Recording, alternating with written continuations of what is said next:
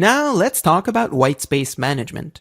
Whitespace management is basically taking advantage of the space at the bottom of an invoice when you have some to insert promotional data. So what we have here is a template that's already open, and we have an image at the bottom.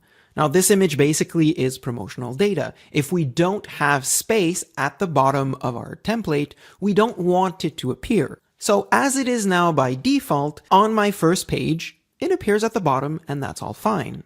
On my second record, the template would produce 2 pages anyways, so it's still fine that the image appears. On the third record, however, we have the image alone on the second page, and this is what we don't want. We don't want a second page created just for promotional data. So how can we fix this? Well, it's actually fairly simple. All we need to do is to check one option.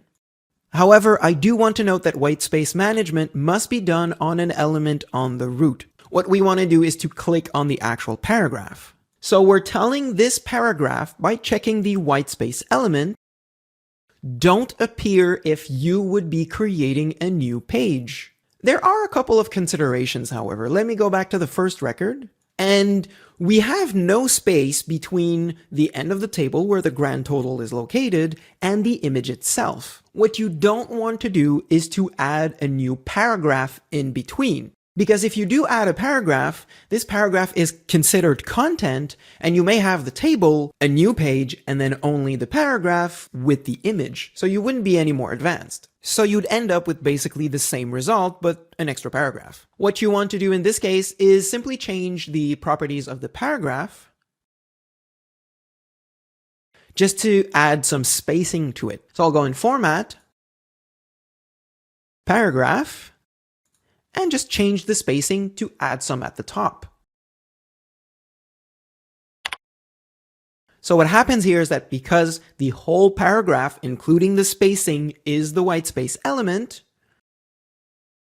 I still get the same result.